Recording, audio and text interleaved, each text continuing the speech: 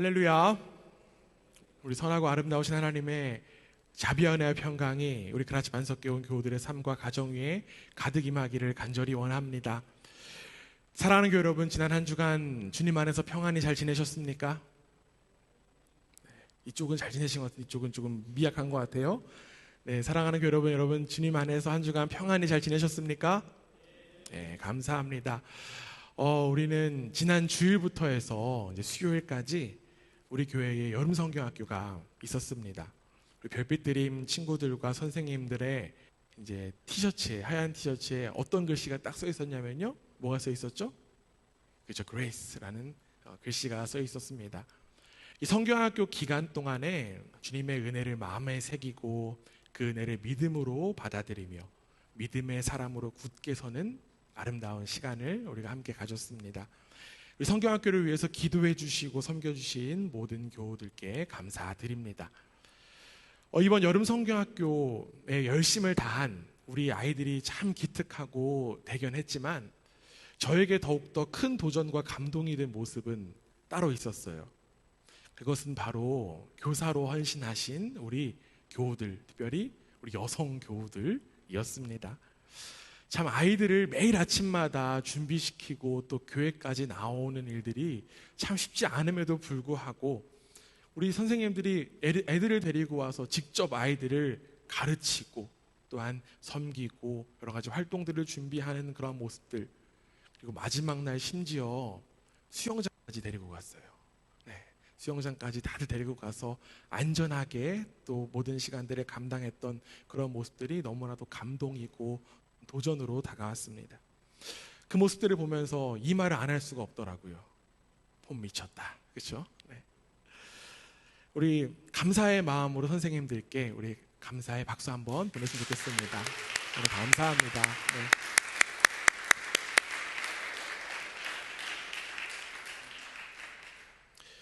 성경학교를 위해서 헌신하고 수고하신 우리 분들처럼 교회 안에 우리 여성 교우들의 역할과 자리는 너무나도 중요합니다. 더 나아가 기독교 역사 속에서 여성의 역할과 자리는 엄청났습니다. 그 영향력이 엄청났어요. 그 이야기들 성경 속에서 정말 믿음의 삶을 살아간 이들의 모습들을 쪽에서 찾아볼 수 있습니다. 물론 성경이 쓰여진 당시의 시대의 분위기가 남성 우월주의가 있었다는 것을 부정할 수는 없습니다. 그리고 그 영향으로 성경 곳곳에서 남성 우월주의의 근거들이 있기도 하고요.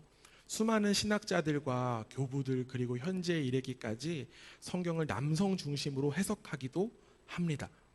그래서 기독교의 그 여성에 대한 인식을 이 성경 구절로 대표하기도 합니다. 여러분 뭐가 있을까요? 여자는 교회에서 잠잠하라 라고 하는 구절로 여성을 대하는 태도를 대표하기도 합니다. 그런데 사실 우리는 이 구절을 문자 그대로 해석하면 안 된다는 사실을 잘 알고 있어요. 왜냐하면 이 이야기를 했던 사도 바울은요, 이러한 또 고백을 했던 사람이기 때문입니다. 갈라디아서 3장 28절에 되어 있습니다. 우리 앞에 화면 보고 함께 읽어보겠습니다. 시작. 너희는 유대인이나 헬라인이나 종이나 자유인이나 남자나 여자나 다 그리스도 예수 안에서 하나이니라. 아멘. 바울은 예수 안에서 하나다라고 이야기하면서 다양한 인종, 신분, 성별이 주님께 왔음을 알고 함께 동등하게 어우러져서 연합하라라고 하는 권면을 하고 있습니다. 우리는 다양하지만 주님 안에서 하나입니다. 그리고 우리는 또한 사사기 말씀을 통해서 다양한 사람을 통해서 일하시는 하나님의 그 역사를 확인하고 있습니다. 잠시 한번 복습해 볼까요? 이방인이고 농부였지만 소모는 막대기로 하나님께 쓰임받았던 누구요? 네, 저의 기대를 저버리는군요. 네. 누구요? 삼갈이요. 네, 삼갈이 있었고요. 또 왼손잡이로 알려져 있지만 결국 하나님의 강하신 오른팔로 쓰임받은 누구요? 오늘 별빛 드림 애들 성경 퀴즈 한다고 하는데 이 문제 성경 퀴즈 문제 가운데 있더라고요. 우리도 성경 퀴즈를 한번 해야 될까 봐요. 네. 그리고 당시의 트렌드였던 이방인과의 결혼을 따르지 않고 유행에 뒤처진 것 같았지만 하나님의 힘을 나타낸 온니엘, 사실 돌아보면 이들 모두는 하나님의 승리를 나타내기 어려운 외적인 조건을 가졌다라고 해도 과언이 아닙니다. 그러나 하나님께서 이들을 사용하신 공통적인 비결이 있습니다. 그것이 무엇일까요? 비록 그들이 겉으로는 연약한 조건을 가진 사람일지라도 그들은 진정으로 하나님을 경외하는 믿음의 사람이었다라는 사실입니다. 하나님 안에 있었기 때문에 그들은 부족한 조건이 오히려 특별함으로 쓰임받을 수 있었던 거예요. 그리고 오늘 우리는 말씀을 통해서 여성이지만 사사로서 하나님께 쓰임받은 한 사람을 확인합니다. 그녀의 이름이 무엇일까요? 데보라입니다. 데보라라고 하는 이름은요, 히브리어 원어로 꿀벌이라고 하는 뜻입니다. 주님 안에 있는 이 여성을 통해서 역사하신 그 하나님의 승리가 이 시간 이 자리에 함께한 우리 온 교우들, 특별히 여성 교우들에게 임하기를 간절히 원합니다. 네, 우리 여성 교우들이 강력하게 이렇게 아멘 하실 줄 알았는데 별로 안 원하시는 것 같아요. 다시 한 번 더. 오늘 이 자리에 함께한 우리 여성 교우들 가운데 주님의 승리가 임하기를 간절히 원합니다. 뿐만 아니라 이 세상의 주변부로 살아가는 모든 이들에게 주님의 역사가 동일하게 임하기를 축원합니다. 성경은 먼저 이 드보라 사사가 나타난 배경에 대한 이야기를 하고 있습니다. 오늘 우리가 읽진 않았지만요, 사사기 4장 1절에 이렇게 되어 있습니다. 함께 한번 읽어봅니다. 시작. 에훗이 죽으니 이스라엘 자손이 또 여호와의 목전에 악을 행하매. 사사 에훗으로 인하여서 이스라엘은요 80년간 평온을 누렸습니다. 그런데 에훗이 죽자 이스라엘은 다시금 악을 행하게 돼요. 여기에 어떤 표현이 나오냐면 또라고 하는 표현이 나오잖아요. 또라는 표현에 우리의 시선이 모아질 수밖에 없어요. 이스라엘은 또다시 하나님을 잊어버렸고요, 그들은 또다시 하나님을 무시하는 악행을 저질렀습니다. 왜 우리가 이 또의 시선을 모을 수밖에 없을까요? 바로 우리의 모습이기 때문에 그러겠죠. 하나님의 은혜로 인하여서 축복을 누리지만 여전히 반복되는 그 자기중심성으로 인하여서 하나님을 저버리는 일들이 또 우리 가운데 있기 때문입니다. 성경은 이스라엘이 하나님을 또다시 저버리는 일들로 인하여서 하나님의 심판이 임하게 되었다라고 이야기합니다. 이스라엘은 이제 하솔이 다스리는 하솔을 다스리는 가나안 왕 야빈의 압제를 20년간 받게 되었습니다. 이스라엘은요 하나님께 울부짖을 수밖에 없었어요. 그런데 여러분, 그들의 울부짖음을 살펴보면요 이 울부짖음이 조금 이상합니다. 어떻게 이상한지 한번 말씀 통해서 보겠습니다. 오늘 본문 3절 함께 보겠습니다. 시작. 야빈 왕은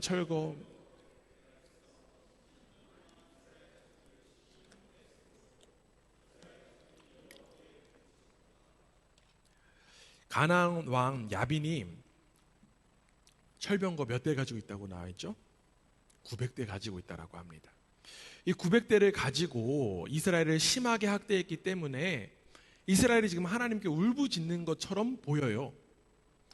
이렇게 볼 때 울부짖음이 전혀 이상하게 느껴지지 않습니다. 그렇죠? 근데 제가 여러분께 분명히 이상하다고 말씀드렸어요.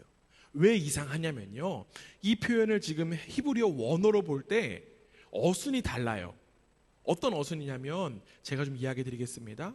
이러한 표현이 돼요. 이스라엘 자손이 여호와께 부르짖었다.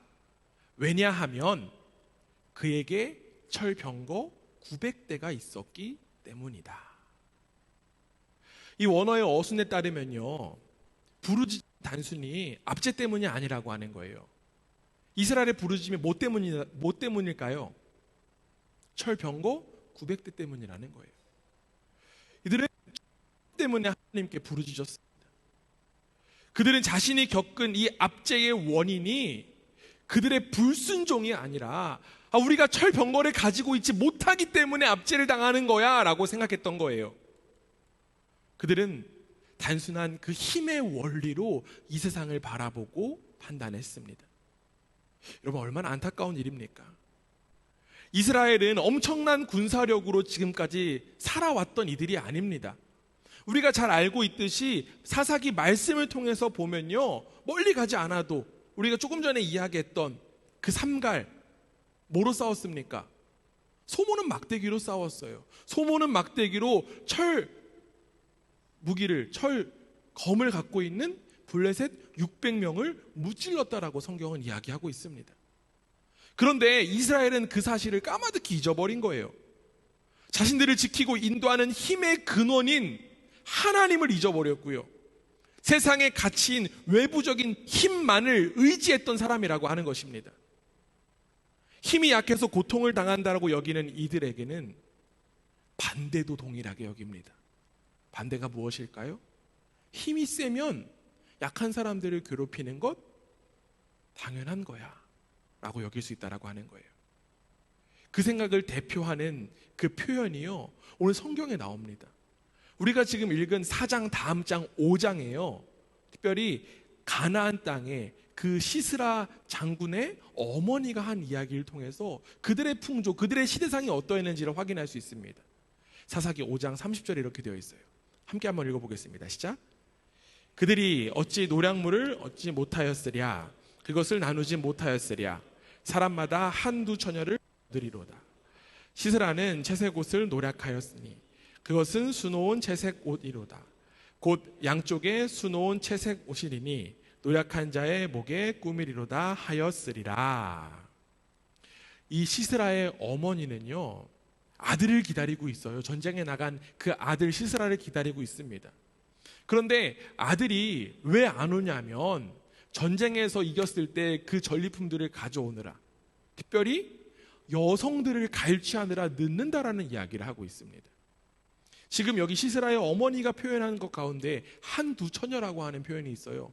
이 표현이 조금 여기서는 완곡하게 좀 표현이 되고 해석되었는데 원 의미는요, 한두 개의 자궁입니다. 전쟁터로 아들을 떠나보내는 어머니에게는 전혀 어울리지 않는 표현이 지금 나와요. 여자를 향해서 희롱의 표현을 하고 있어요. 그러한 희롱의 표현이 하는 그 표현이 일상적인 시대가 바로 이 시대였다라고 하는 거예요. 힘의 논리가 만연하여서 약육강식이 당연한 그 시대의 아픔과 안타까움, 여러분들 멀게만 느껴지지는 않는 것 같아요. 바로 우리가 살아가는 이 시대 속에 가치도 이와 별반 다를 바가 없기 때문에 그렇죠. 우리도 어느새부터인가 외부적인 힘이 우리의 삶의 중요한 가치가 되어버린 채 이 세상 속에, 이 시대 속에 동화되어 살아가고 있습니다. 힘이 센 사람들이 약한 사람들을 괴롭히는 것에 둔감해졌고, 무엇보다도 나도 괴롭힘을 받으면 안 된다라고 하는 그 생각을 하면서 나를 키우는 열심과 노력을, 그리고 노력과 열심을 다해서 키워진 그 힘을 가지고 나도 똑같이 이들의 생명까지도 경시하는 태도를 갖습니다. 야, 저 사람 돈이 없어서 그래, 저 사람 능력 없어서 그래, 저 사람 실력 없어서 그래, 공부 안 해서 그래. 이러한 이야기들이 너무나도 난무한다고 하는 거예요. 그러니까 더욱더 자신의 힘을 키우고 내가 가진 것들, 소유하는 것에 집착하기에 바쁩니다. 그리고 더 나아가 그 힘을 키우는 수단으로 누구를 이용할까요? 하나님까지 이용합니다. 하나님, 제가 지금 돈이 없어서 이런 고통 받습니다. 하나님, 제가 지금 힘이 없어서, 권력이 없어서 이런 취급받습니다. 나에게도 이런 힘 주세요. 하나님과의 관계가 가장 중요하다라고 하는 그 핵심을 놓치고 하나님께 울부짖고 있는 이 이스라엘의 어리석은 울부짖음이 우리의 울부짖음은 아닙니까? 우리가 여기서 다시 한 번 더 기억해야 할 것은 우리의 삶의 핵심은 하나님이라고 하는 사실입니다. 하나님과의 관계가 바로 우리의 근원입니다. 나에게 철병가가 없다고 하나님께 울부짖기보다 하나님과의 관계를 위해서 울부짖는 우리 모두가 되기를 주님의 이름으로 부탁드립니다. 하나님과의 관계 회복만이 우리를 살게 합니다. 하나님께서 지금까지 우리를 인도하셨어요. 하나님께서만이 우리의 삶의 주인이십니다. 하나님께서 우리에게 이미 베푸신 그 은혜를 기억하며 하나님만을 경외하는 삶을 살아가기를 간절히 원합니다. 나도 모르게 잠식되는 이 시대의 풍조에서 벗어나 오직 하나님의 다스림으로만 살아가는 복된 우리 모두가 되기를 주님의 이름으로 축원합니다. 옆에 분들하고 이렇게 한번 인사하겠습니다. 하나님과의 관계가 가장 중요합니다.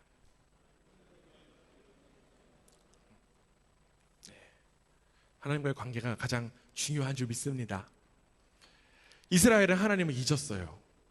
그러나 하나님은 하나님의 백성들을 잊지 않으셨습니다. 그래서 하나님은요, 이스라엘의 사사 드보라를 허락하십니다.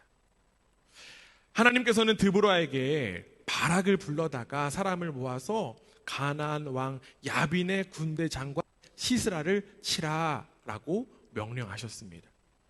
하나님은 명령만 하시지 않았어요. 하나님은 약속하셨습니다. 어떤 약속하셨겠습니까? 승리에 대한 약속하셨습니다. 그 시스라와 900대의 병거와 무리를 그의 손에 넘기게 약속하지 하셨습니다. 사실상 여기에서 전투가 중요한 게 아니라고 하는 사실입니다. 진짜 중요한 것은요, 하나님께 순종하느냐 마느냐가 더욱더 중요한 상황인 것입니다. 즉, 이 전쟁은요, 믿음의 전쟁이라고 하는 거예요. 우리가 지난 주일에 살펴봤습니다. 우리는 지난주 성경학교 주제처럼 나는 믿음의 사람이라고 하는 제목으로 함께 말씀을 나눴고요. 함께 읽었던 말씀 가운데 구절 히브리서 11장 1절 말씀이 있었습니다. 그 말씀에서 나오는 것처럼 믿음은 아직 이루어지지 않은 바라는 것들을 이미 이루어진 실상으로 받아들이는 것입니다. 비록 바라는 것이 눈에 보이지 않더라도 믿음은 그것을 바라보는 것이죠. 눈에 보이는 상황 어떻습니까? 전쟁에서 패배할 수밖에 없는 모습이었어요. 그러나 그들이 바라는 건 무엇이었습니까? 하나님의 승리였습니다. 하나님 나라의 승리였습니다. 하나님께서 승리를 약속하셨기 때문에 하나님 명령을 들은 믿음으로 순종하며 전쟁에 나아가기만 하면 됩니다. 그러나 안타깝게도 바락은요, 믿음으로 순종하지 못했어요. 이 사사 드보라에게 이렇게 합니다. 사사기 1절인데요. 네, 마이크를 근데 마이크 바꿔서 할까요? 네. 한번 읽어보겠습니다. 함께 했습니다. 시작. 바락이 그에게 이르되 만일 당신이 나와 함께 가면 내가 가려니와 만일 당신이 나와 함께 가지 아니하면 나도 가지 아니하겠노라 하니. 감사합니다. 이제 안 끊기네요. 네. 바락은 두려웠어요. 그래서 드보라가 함께 하지 않으면 전쟁에 나가지 않겠다라고 이야기했습니다. 이 바락은요, 하나님의 명령이 있었고 하나님의 약속이 있었음에도 불구하고 드보라가 함께 갔으면 좋겠습니다라는 그런 이야기를 한 것입니다. 이 바락의 요청에 드보라는 이렇게 대답합니다. 이어지는 9절이에요. 함께 했습니다. 시작. 이르되 내가 반드시 너와 함께 가리라. 그러나 내가 이번에 가는 길에서는 영광을 얻지 못하리니 이는 여호와께서 시스라를 여인의 손에 파실 것임이니라 하고 드보라가 일어나 바락과 함께 게데스로 가니라. 드보라는요, 바락에게 내가 반드시 너와 함께 할 것이다 라는 대답을 하면서 이 두려워하는 바락의 요청을 받아들였어요. 그런데 바락의 요청을 받아들인 이 드보라는요, 한 가지 이야기를 덧붙였습니다. 뭐라고 덧붙이냐면 전쟁에서 바락이 영광을 얻지 못할 것이다 라는 그런 이야기를 덧붙입니다. 우리는 여기에서 하나님께서 드보라를 택하셔서 사사로 세우신 비결을 다시 한 번 더 확인할 수 있습니다. 앞서 이야기한 것처럼요, 이 여성이 지도자로서 세워지는 일이 사실은 일반적이지 않았습니다. 특별히 이 고대 근동에서 여자들은요, 남자의 소유였습니다. 그냥 재산의 가치였다라고 하는 거예요. 여성들은 단지 남자들의 아래 종속될 뿐이었습니다.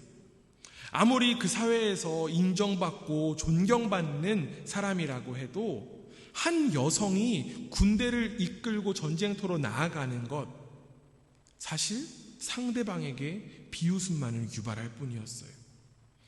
그렇기 때문에 표면적으로는 바락이 사사가 되어서 전쟁의 선봉장에 서는 것이 어찌 보면 아름다워 보여요. 마땅한 것 같이 보입니다. 바락은 남성일 뿐만 아니라 조건조차 좋은 사람이었어요. 그 어떤 조건을 갖고 있었는지 이 바락에 대한 설명하고 있는 사사기 4장 6절 말씀 한번 볼게요. 이렇게 되어 있습니다. 드보라가 사람을 보내어 아비노함의 아들 바락을 납달리 게데스에서 불러다가. 여기에 바락에 대해서 확인할 수 있는 몇 가지 사실들이 있습니다. 먼저 이 바락의 이름의 뜻은요, 번개, 벼락이라는 뜻입니다. 이 벼락이라고 하는 이름의 뜻을 가진 바락, 누구의 아들이라고 지금 이야기합니까? 아비노함의 아들이다. 그리고 그 어디 살았다라고 이야기합니까? 납달리 땅 게데스에 살았다 라고 이야기하고 있습니다. 납달리 땅에 살았다라고 하면요, 사람들은 대부분 납달리 지역의 사람이구나 라고 생각해 볼 수 있습니다. 그런데요, 이 납달리라는 그 지역보다 더욱더 중요한 거는요, 게데스라고 하는 도시 지명입니다. 우리가 여러분들이 잘 알고 있으실 거예요. 하나님은요, 12지파, 이스라엘 12지파에게 땅을 허락하셨습니다.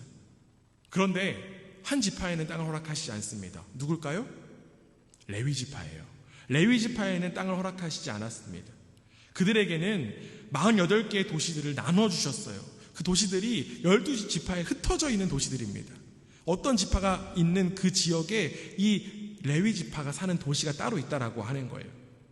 그리고 지금 여기 나온 게데스가 바로 레위 지파가 살던 도시였습니다. 그렇다라고 하면 이 바락의 지파, 바락의 근원은 무엇일까요? 그렇죠. 레위 지파 사람이라고 하는 거예요. 우리가 잘 알고 있듯이 이스라엘 사회에서 가장 높은 위치에 있는 사람이 바로 이 레위 지파의 사람입니다. 레위 지파에게는요, 그만큼의 권위가 있었어요. 그렇기 때문에 이 꿀벌인 드보라보다 벼락인 바락이 이스라엘의 지도자로 세워지는 것이 어쩌면 마땅해 보이기도 합니다. 그런데 여러분, 하나님의 기준은 다릅니다. 하나님은 여성 드보라를 택하셨어요. 하나님은 벼락이 아닌 꿀벌을 택하셨습니다. 왜 그랬을까요? 앞서 이야기한 믿음의 기준에서 그렇다라고 하는 거예요. 이 드보라나 바락이나 동일한 상황 가운데 놓여 있습니다. 그들이 싸워야 될 대상은요, 900대의 그 철병거가 있는 이들입니다. 너무나도 강력해요. 이 철병거, 지금으로 이야기하면 탱크다라고 이야기할 수 있습니다. 탱크가 900대가 있는 거예요. 근데 우리는 탱크가 없어요. 우리는 소총수입니다. 소총수들이 탱크와 싸우는 것, 어떻게 해야 될까요? 사실 지는 것이 당연해 보입니다. 그러나 드보라와 바락은 시선이 달랐습니다. 바락은 두려워서 내가 그 일을 혼자 감당할 수 없다라는 이야기를 했지만, 드보라는 담대하게 그 일을 감당하는 사람이었다라고 하는 거예요. 같은 장면을 보고도 믿음으로 보느냐 아니냐가 차이인 것입니다. 우리는 이러한 비슷한 이야기를 잘 알고 있어요. 성경에 비슷한 이야기들 또 나오잖아요. 모세도 가나안 땅에 12명의 정탐꾼을 보냈습니다. 그리고 그 정탐꾼이 40일간 이스라엘을 가나안 땅을 정탐했어요. 이 12명의 정탐꾼이 다 와서 이야기하는 동일한 이야기, 일치된 이야기가 있었습니다. 가나안 땅이 젖과 꿀이 흐르는 비옥한 땅이다라고 하는 거예요. 그런데 거기까지만 동일하지 이야기가 두 그룹으로 나눠졌습니다. 10명의 사람들은 뭐라고 이야기했습니까? 그들이 거인처럼 커서 우리는 메뚜기 같은 존재입니다라는 이야기를 했습니다. 그러나 그 12명 가운데 2명, 누구죠? 여호수아와 갈렙은 그들은 우리의 먹이입니다라는 표현을 했습니다. 그 12명의 사람들은 같은 모습을 보았지만 그들의 믿음에는 차이가 있었습니다. 그리고 결국 그 이스라엘이 어떻게 되었는지 우리는 너무나도 잘 알고 있잖아요. 마찬가지예요. 드보라와 바락의 차이는 바로 믿음의 차이였습니다. 사랑하는 교회 여러분, 여러분에게는 하나님의 약속에 대한 믿음이 있으십니까? 없으십니까? 아까도 약속에 대한 고백을 찬양도 하고 약속을 향한 또 기도도 하고 했는데 다시 한 번 더 주겠습니다. 여러분에게는 하나님의 약속에 대한 믿음 있으십니까? 여기서 중요한 것은 남성이냐 여성이냐가 아닙니다. 히브리인이냐 이방인이냐가 아닙니다. 하나님께서 살아계시고 살아계신 하나님께서 승리하신다라고 하는 믿음이 있느냐 없느냐입니다. 하나님은 외적인 조건을 중요하게 여기시는 분이 아니라고 하는 거예요. 하나님이 택하시면 가능합니다. 하나님께서 일하시면 불가능 없습니다. 혹여나 눈앞에 보이는 일들로 인하여서 여전히 두려워 떨고 있는 분들이 계시다라고 하면 이제는 믿음의 눈으로 바라보는 우리 모두가 되기를 간절히 원합니다. 세상은요, 리더가 되기 위해서 수많은 조건을 가져야 된다고 이야기해요. 그래서 그 조건을 충족시키기 위한 방법들을 제안하고 제시합니다. 그러나 여러분, 하나님 나라의 리더는 달라요. 하나님을 향한 믿음이 있느냐 없느냐입니다. 우리 그라치 만석교회가 드보라와 같은 믿음으로 세워지는 교회가 되기를 간절히 원합니다. 눈앞에 보이는 현실이 절대로 녹록지는 않지만 살아계신 하나님을 믿음으로 세상 가운데 하나님의 승리를 기대하고 누리는 복된 우리 모두가 되기를 주님의 이름으로 축원합니다. 이제 드보라는요, 자신을 의지하는 이 바락을 위해 함께 전쟁터로 향했어요. 이때 이제 가나안 왕 군대 장관 그 시스라는요, 이 바락이 다볼산에 이르렀다라고 하는 소식을 들었습니다. 그래서 이 900대의 철병거와 병력들을 기손 강가로 이동시켰어요. 이 병력을 이동시키는 것이 그냥 보면요, 시스라가 전략을 짜는구나 라고 볼 수도 있지만 사실 이는 하나님께서 시스라를 바락의 손에 넘기시려고 기손 강가로 인도하신 것이다라고 우리는 말씀을 통해서 확인할 수 있습니다. 즉 드보라의 그 예언이 성취된 거예요. 이에 드보라는요, 바락을 향해서 본격적인 출정을 명령합니다. 오늘 우리가 읽진 않았지만 4장 14절 이렇게 되어 있습니다. 우리 함께 읽어봅니다. 시작. 드보라가 바락에게 이르되 일어나라. 이는 여호와께서 시스라를 내 손에 넘겨주신 날이라. 여호와께서 너의 앞서 가지 아니하시느냐 하는지라. 이에 바락이 10,000명을 거느리고 다볼산에서 내려가니. 지금 드보라가 바락에게 무슨 이야기를 합니까? 뭐라고 이야기합니까? 일어나라 라고 이야기합니다. 일어나라. 여호와께서 이미 적장을 네 손에 허락하셨다. 그리고 여호와께서 앞서 가셨다라는 이야기를 하고 있습니다. 사랑하는 교회 여러분, 이 바락을 향한 드보라의 외침, 바로 우리를 향한 외침으로 받아들이기를 간절히 원합니다. 눈앞에 놓인 현실로 인하여서, 때로는 믿음 없음으로 인하여서 좌절하고 쓰러져 계신 분들이 있습니까? 여러분, 일어나십시오. 여러분, 일어나십시오. 몇몇 분들에게 인사하겠습니다. 일어납시다. 네, 일어납시다. 제가 자주 하는 표현이 있어요. 신앙은 일어나는 것이다. 신앙이 일어나는 것입니다. 왜 그런가요?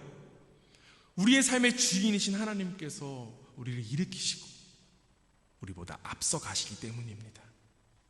여러분, 전쟁은 내가 하는 것 아닙니다. 우리는 일어나서 참여할 뿐이에요.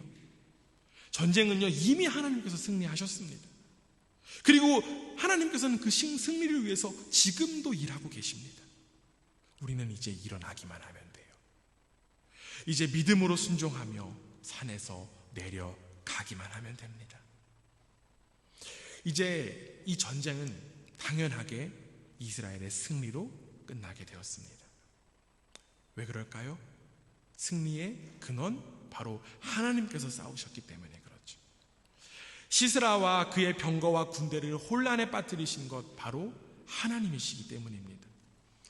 우리가 이 사사기 4장을 쭉 읽어보면요, 참 신기한 점을 발견할 수 있습니다. 어떤 점을 발견하냐면 인물과 배경에 대한 이야기를 길게 이야기하고 있어요. 그런데 너무나도 중요하게 여긴 이 전쟁에 대한 이야기는 굉장히 상대적으로 짧습니다. 왜 그럴까요? 이 전쟁은 누구의 전쟁이기 때문에? 하나님의 전쟁이기 때문에.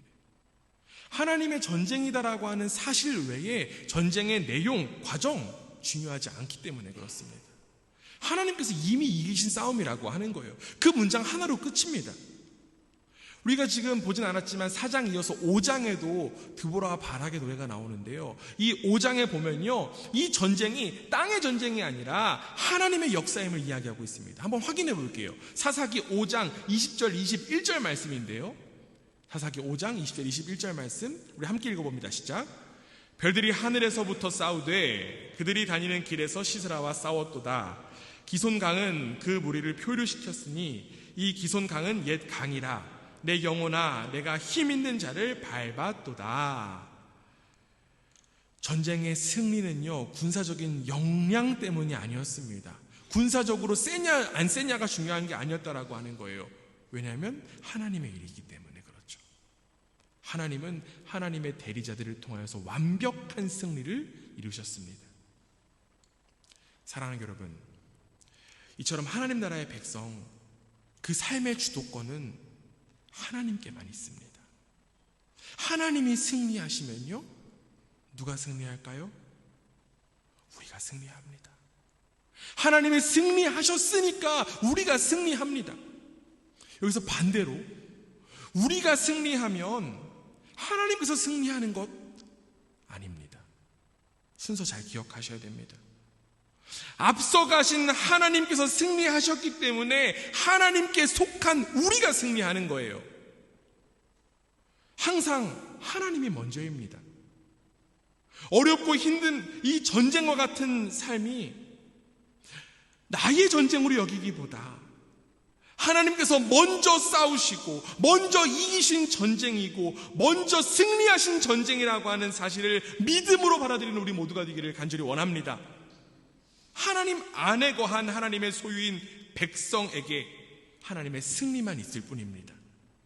내가 승리하는 것이 아니라 하나님의 승리를 바라보고 승리를 누리는 우리 그라치 반석교회 온 교우들이 되기를 주님의 이름으로 축원합니다.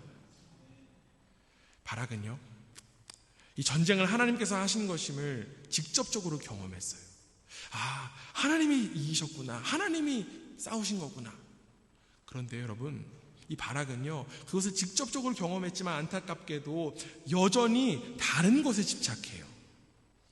그가 집착한 것은 군사력이었습니다. 철병거였어요.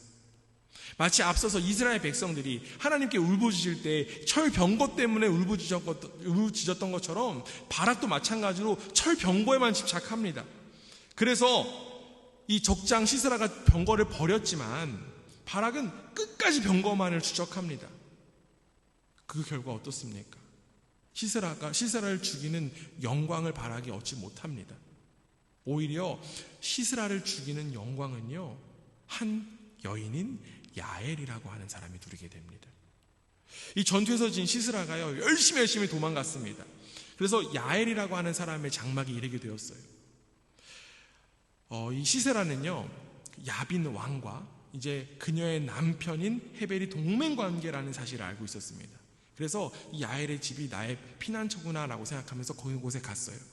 이 시스라의 기대처럼 야엘이요, 시스라를 잘 맞아주었습니다. 이불도 덮어주고 따뜻한 우유도 허락했어요. 이제 안심을 가지고 시스라는 잠에 빠지게 되었습니다. 그런데 그때 이 여인 야엘이 말뚝과 방망이를 들고 시스라의 관자놀이에 말뚝을 박아버렸습니다.